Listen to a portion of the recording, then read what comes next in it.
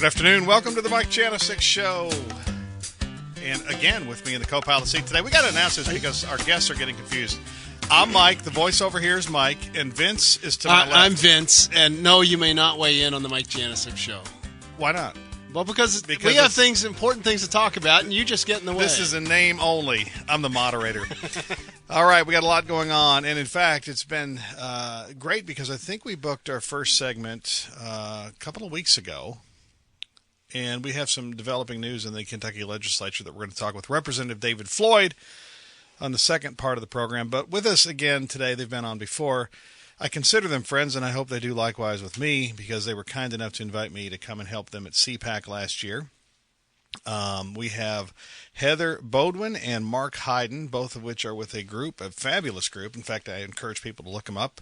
Conservatives Concerned About the Death Penalty. And they've got a website. In fact, I think there's a video of me on there, Vince. At least there used to be. Maybe. Hope they took it off. I hate seeing myself on video. It just reminds me that the treadmill we bought for Christmas has still not been used. Anyway, let's introduce our guests, and we're going to talk a little bit about this. Heather Beaudoin works for Equal Justice USA, a national grassroots organization working to build a criminal justice system that is fair, effective, and responsive to everyone impacted by crime. Boy, that's a big job. That's a lifetime job. She is also the advocacy coordinator for Conservatives Concerned About the Death Penalty, a group of political and social conservatives who question the alignment of capital punishment with conservative principles and values.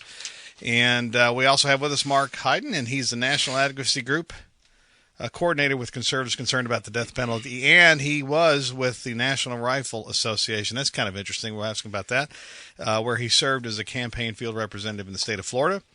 And prior to his service with NRA, he was also campaign manager for a Republican congressional race in western North Carolina.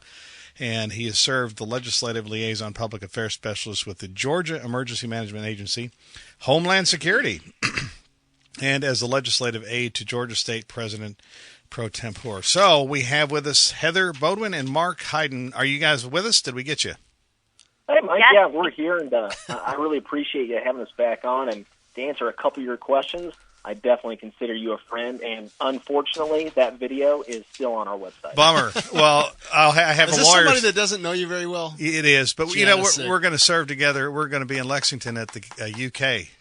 We're going to have a lot of fun there, Marc. There you go. I can't wait. I've got a lawyer. I'll have him send some letters over there to get that video off.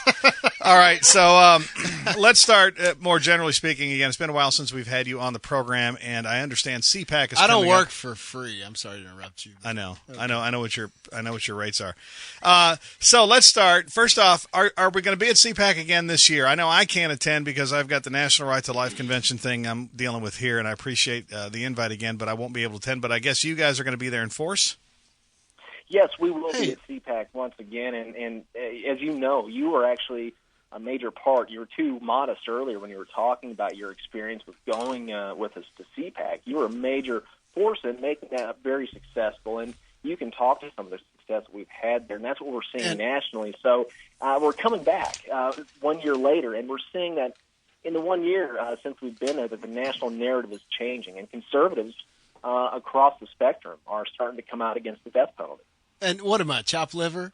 Yeah. No, but you dominated on the common good discussion last week. So go ahead. But I want to go to CPAC. I want to hang out in the booth. I can talk the talk. What are you Vince saying? is good on the death penalty. You should invite Vince up. He'll have to drive his van up. Well, he was telling me stories about the van. Maybe you don't want him driving that up. All right, so since last year, I know that you've had a couple of major advances, including, I think, because I remember receiving the news item. Heather, did you guys land? I think Ron Paul came out in support of what you guys are doing. That's right. We've had a really terrific year, and have just been thrilled with the amount of conservative leaders across the country who have come out and said, we no longer support the death penalty, and our most exciting one, in my opinion, was Ron Paul. And Marc worked really hard to get him to come out and endorse conservatives concerned about the death penalty, and we couldn't be more thrilled about that. Yep, that's a big one, and there are plenty of others.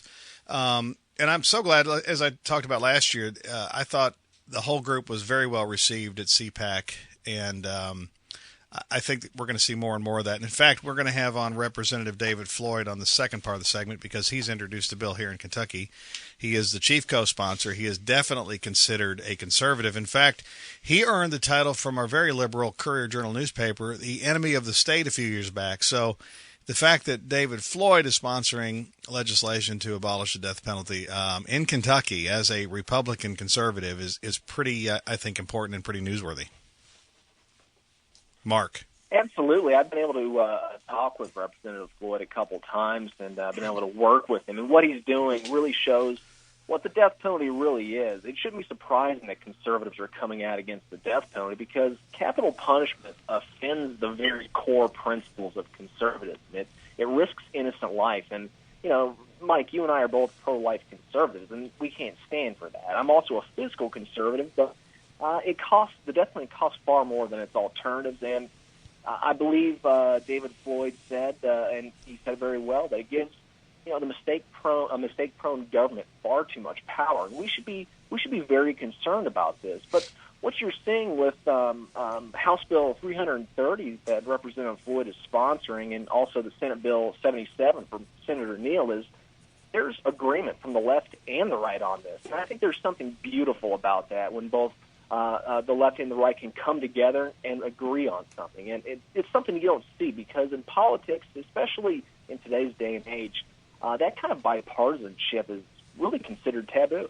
I totally agree. And Vince, what about this risk of executing innocent people? Does that risk, especially in today's judicial system, as you and I both know, has some problems with corruption here and there?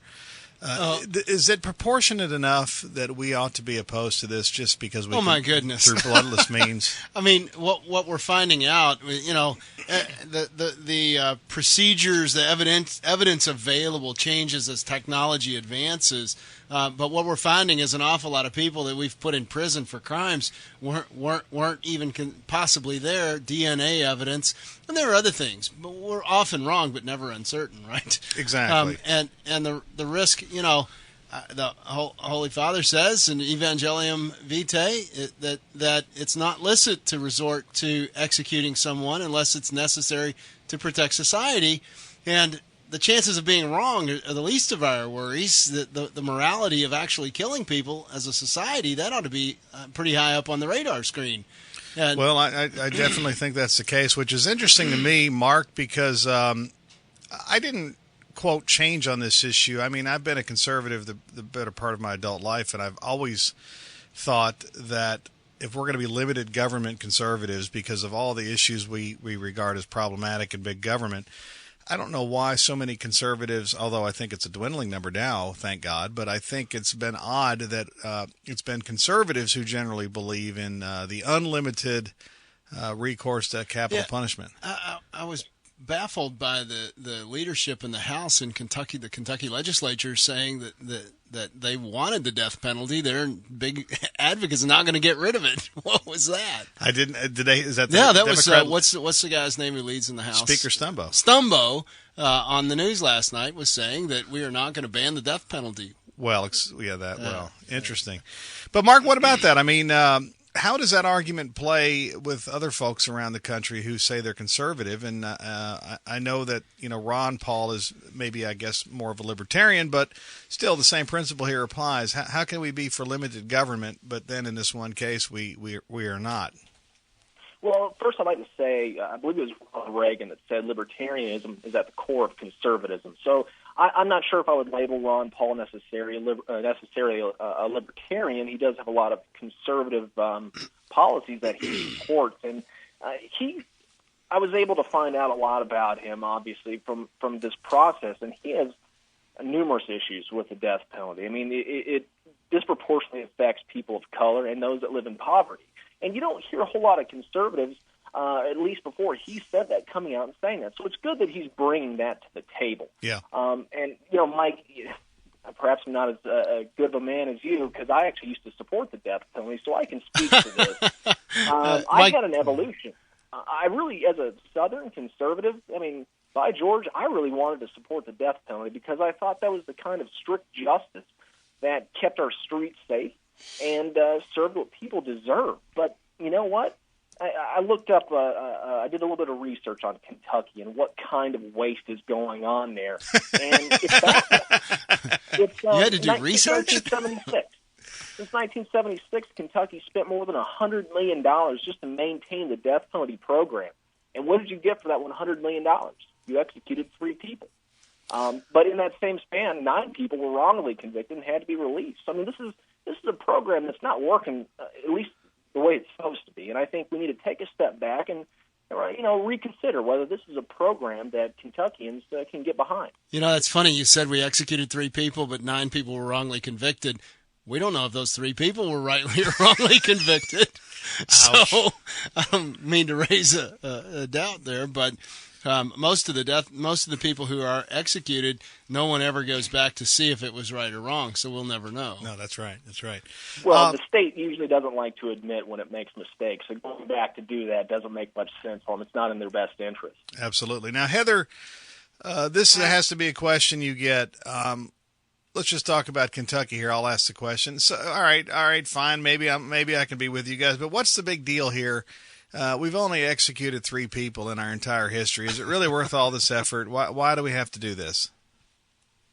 Sure. I mean, I think a lot of folks are waking up to the fact that innocent people are convicted, as you were talking about earlier, Mike, and we've been so very thankful and appreciative of the Catholic community across the country and their added voice to this issue in saying that innocent life is valuable, right? And Catholics value life from conception to a natural death, and there's nothing very natural about the death penalty. And we've seen problems with lethal injection lately as well, and the debacle that is creating with, pharmaceutical companies not wanting to provide drugs for lethal injection and secret procedures and all sorts of things. But I think innocence is a really big problem with the death penalty, and Catholics have been very supportive, and we've been appreciative of that. One person who's recently joined our effort with conservatives concerned about the death penalty is Abby Johnson, which I'm sure many of your listeners will know who she is. Sure. And someone who worked at an abortion clinic and then changed her mind on abortion and is now pro-life and has such a powerful testimony. And she's also against the death penalty because she values life. And so I think that's an issue that we need to talk about and that we can't talk about enough because it's a reality that we're facing. Vince, let me ask you this question because I know there are going to be listeners out there, and they'll be right, that the church over the history of the church has always affirmed the right of the state to have recourse to the capital punishment. And the state does have that right. And so what do you say now with regard to Pope John Paul II's teachings? And I think it's fair to say, even generally more speaking, Pope Francis and even Benedict, I think we're seeing a shift, what I'll call a shift, and I'll put quotation marks around that because I think you'd like to talk about maybe a little bit of development of doctrine here. Oh, and yeah, exactly that. It's not just a shift; it's a development of an understanding of things, and there are many reasons why we punish people, and there are many ways in which we do that. Deterring others from doing something is a legitimate reason to punish people, restoring a sense of justice, the retribution kind of a sense, is a legitimate reason to punish people that everybody think, well, okay, fairness, justice has been done here. What's happened in the church is the recognition that life is sacred and that these motives are not sufficient to support killing someone. If we're to have this culture of life we've been mouthing off as pro-lifers about for so long, we need to recognize that we could be wrong about taking a life. Yeah. And and that there is no legitimate reason for taking a life other than to protect yourself or the rest of us from an aggressor. And so the death penalty is finally, frankly, developed into the situation where it's just like defense of self. You can't shoot someone intending to kill them. You have to shoot intending to protect yourself from their aggression. That's self-defense. Well, the society has the same right of self-defense. We just haven't been very clear over the years about what really makes this work. So the church teaching in this, you believe, would be developing into something like this. If someone breaks into my home at 4 a.m. and my family's there, and I have an obligation to protect them. I should try to stop. No. You don't carry it too far. This is not the police officer is not required to try to figure out if he can shoot the gun out of his hand or some crazy thing like that. I agree. But then you're not required. If you can shoot, and I tell my wife, okay, pump the 12 gauge. If they're not impressed, shoot over the door frame so that that's what I'm saying. They realize, right. Okay, fine. But in the death penalty, we have plenty of time to deliberate. There's no exigency. There's no urgent circumstance. Excellent. Excellent. The point there is that when we can avoid taking a life, we need to do that, and for many reasons. Both, church doctrine develops mostly negatively. In other words, we go through time and things are allowed. Everything is allowed until we say, hey, wait a minute, this isn't proper. And so here we're saying that these other motives, the retributive or deterrent motives, are not sufficient. And so we're just making it perfectly clear these are not enough. Many times you have all sorts of motives, including defense of society. And so it's not perfectly clear. It's fuzzy in history about, well, was that really just retributive? And, with all due respect to Father George Rutler and some other writers, Avery Dulles, who've come out saying that, wait a minute, it's important that the society, the government, do justice. Okay, but the doctrine is been clarified, and that is that there's only one motive that's adequate to justify taking a life, and that is defense of society. Well stated, my friend. That's why we have you on the Mike Janocik Show every week. Oh, thanks. Is my salary going to go up? I'm sure it's going to double. No, but we need the bell. We need the bell. I keep forgetting to bring the bell out. All right, so Heather, in light of that, I think, even though in Kentucky we haven't executed a whole lot of people, I think this has to do a lot about us more so than even those convicted of these heinous crimes, in the sense that we don't necessarily want to be participants in what many would consider to be simply an immoral use of the state power. Right. Well, and these days, as Vince was saying, we don't need to execute people. We have modern day prisons where we can keep society safe. We can keep people out of society and locked away forever if that's what we deem necessary. And so we don't need to be executing them. And I've heard so many beautiful stories of redemption. And I do a lot of work with national evangelical leaders as well. And if there's one thing they care about, boy, it's redemption. And there are more and more of them coming out every day and talking about why they're changing their minds on the death penalty. But why should we cut those beautiful stories of redemption short? I mean, God has a plan and a purpose for every person, and even someone who's made really terrible choices and committed really terrible crimes, I still have seen the proof that God can still use that life, even in a prison cell, for his good and for his glory. One has to be careful with that sort of thinking, Pharaoh is made as a vessel of wrath, for example. So, yeah, he may have a plan. It may not be the one we'd really like. Well, no, I think that's a good point, and especially when you bring in, as I think any right-thinking conservative necessarily must consider, the problems with the state. And that's ultimately, oh boy, yeah. So Marc, the incompetence of government. Talk to us a little bit about some of the recalcitrant thinking out there, because Heather and I, in fact, we went over to meet a particular person. We won't mention names on the program, but she was gracious enough to come along with me, and we could tell there was just there's a blindness there. But tell us about some of the more recalcitrant positions and how you would urge listeners of this program who are definitely sympathetic to your cause. How do you break through some of those barriers with conservatives who continue to advocate for the death penalty? Well, I'd like to say that not all conservatives are homogenous in their views and their support, and they support the death penalty, some of them for different reasons.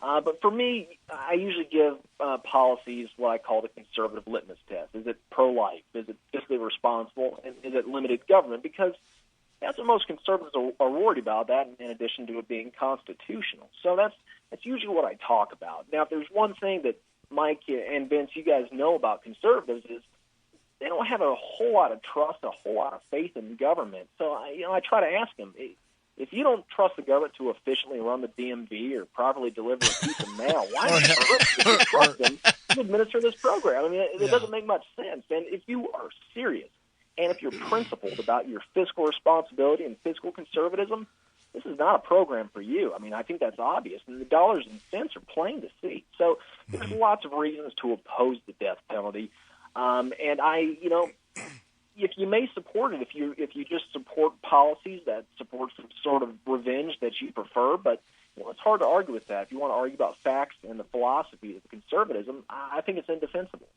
I agree, and I'll go one further and ask either one of you, Heather or Mark, what about this deterrent argument? Is that a good argument, or do we actually see that this policy as being deterrent or not? Well, Mike, I'd like to hop in there.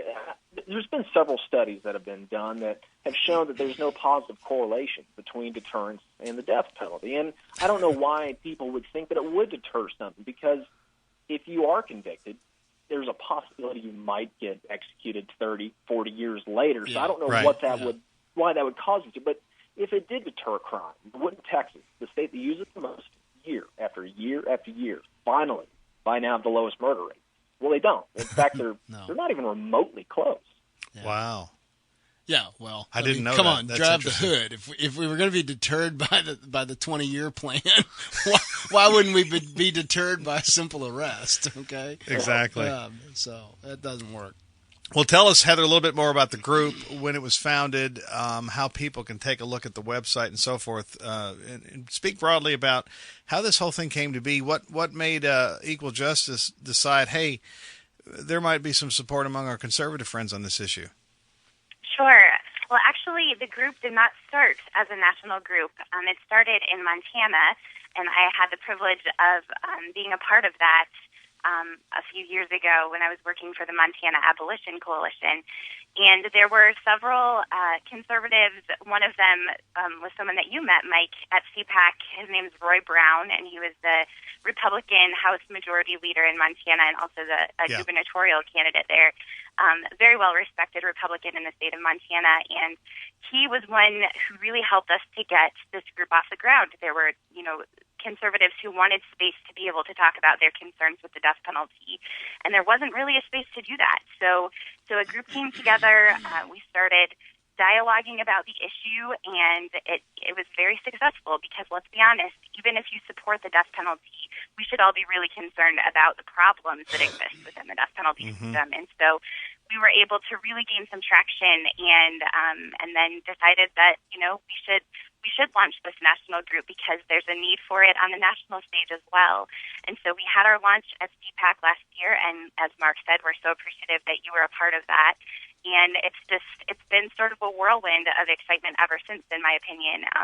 We have an overwhelming number of folks who we still need to talk to on the national level that are interested in the issue, and we have groups like Young Americans for Liberty who've come out and partnered with us, and folks like Jay Sekulow, who many of your listeners, I'm sure, recognize that name, who've been supportive of our issue and of conservatives concerned about the death penalty. So we've got a lot more work to do and a lot of potential, and we're excited about it. And to your question about how folks can get in touch with us, please come and check out our website. It's conservativesconcern.org.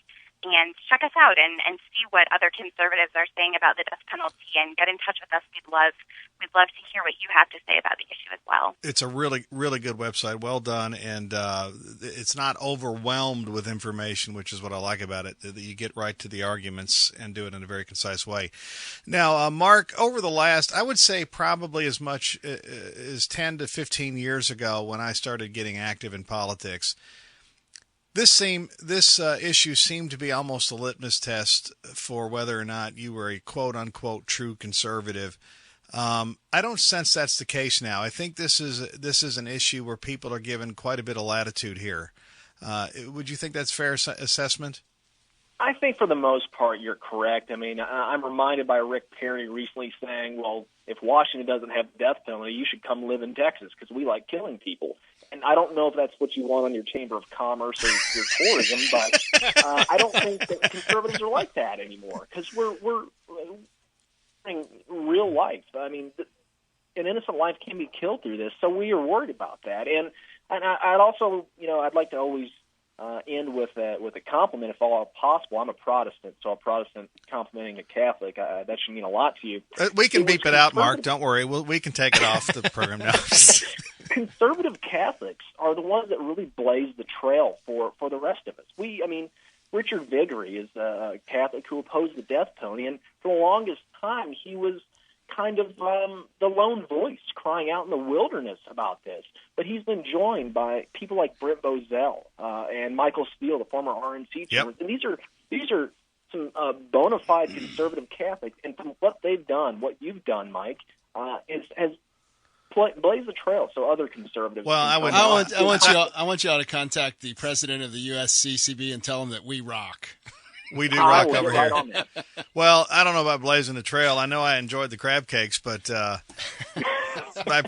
had a good time, and you guys are a great group of folks. But I just sense, because I know what it was like 15 years ago, and maybe the topic might have been hotter then for some reason, but I don't sense anymore that this is an issue where people are going to put you out to the side if you disagree, and I think that's progress in and of itself. So I'm hopeful we can continue to move this along. Now, I know I've spoken with a lot of people, as you guys have at CPAC, but even my own conservative friends, I think it's also somewhat of a generational issue. I think people, older than 60 are a little bit more difficult to persuade on this front. But I will say this, and one of the arguments that I found very effective here in Kentucky was a few years ago, our Republican Senate was trying to pass tort reform. And I remember at the time calling in some radio programs that, that's great. I'm all for tort reform, especially as a husband of a wife who's a physician. But if we're going to be concerned about the flow of money because the jury can't properly assess the situation in medicine, then we ought to be concerned about the flow of the sodium pentothal for the same reasons. And I got a lot of traction with that argument. Heather? Yeah, I think that completely makes sense. I mean, I absolutely get your correlation. And to your point about generations, I have absolutely found that, especially within the evangelical community, there are lots of younger folks who are open-minded on the issue. And I think it's because we're able to sort of break it down and say, okay, the death penalty is a philosophical issue. Sure, you can support it or you cannot support it, but let's take a look at how it's actually functioning and how it affects our government and how it affects our dollars that we're paying. And I think that's where we're gaining traction, and that's where we're able to talk about the realities of the death penalty instead of sort of this ideological system when we know it's not a perfect system. So I think you're right about that. I think younger folks are able to take a fresh look at what's actually happening. Yeah, and I think younger folks have a built-in level of untrust of the government that many others don't, because I think they're seeing, well, first off, we've spent all their money. We've spent them into oblivion. But, that's another show topic, Vince. We'll get into that. But I think the point is, I think they have a healthier skepticism of big government or of government in general, which I think is good in some ways, but bad in others. But anyway, we got about 2 minutes left, and I'll give you each the floor for about 45 seconds. Let us know how we can help. Mark, you go first. I would invite everybody to come see us at the Young Americans for Liberty Conference in Lexington on April 5th. We'll have a booth there, and you'll be able to hang out with Mike and me, and we'd love to see you. And just to add to your point about the youth, I'd like to mention that we actually formed a strategic partnership with Young Americans for Liberty. So the youth gets this. I think we lost Mark. Heather, are you there? Yes, I'm here. Yes, and I would also say, if folks are planning on coming to CPAC, we'll be there again. Definitely stop by and visit us. We would love to see you. As I said before, check out our website, www.conservativesconcern.org. We'd love to get in touch with you and to hear your thoughts on the issue, and we're excited about things that are happening in Kentucky. So thank you so much for having us tonight. Thank you, Heather. And we're going to talk with Representative Floyd on the other side of the break. Tell Mark, I don't know, maybe he fell off the libertarian stool he was on, but we'll catch up with Mark in April. In fact, I will, and I look forward to seeing him again. You guys were great. Had a great time at CPAC, and great group of smart folks, and you guys keep up the great work, and we'll have you back again. Sounds great. Thank you so much, Mike. Take care. Thank you so much. We'll see you. Vince, a pretty good group here. They've got the arguments down pat. I mean, they really have got the three. They're not Catholic philosophers like you are, but I mean, I think they hit. I think they hit the right points. I think they hit the right points. So we all Catholics are supposed to be able to talk about philosophy. So we're working on it, man. We are totally. And we're going to have Representative David Floyd on the other side of the break. And I got to get this bill number, House Bill 330, and we're going to chat with him. So then we'll round that out. And then I want to bring up this article in the Courier Journal by Father. We're definitely going to do that. We'll save it for the end. I don't think we'll. Nuts. Yeah, exactly. Well, Representative Floyd will be with us about 10 minutes, and then we'll kick around the Father. Fine. Yeah, we're going to do that. Stay with us. Got some great discussion with Representative Floyd, and then the Father Fowler article on the other side of the break. Okay.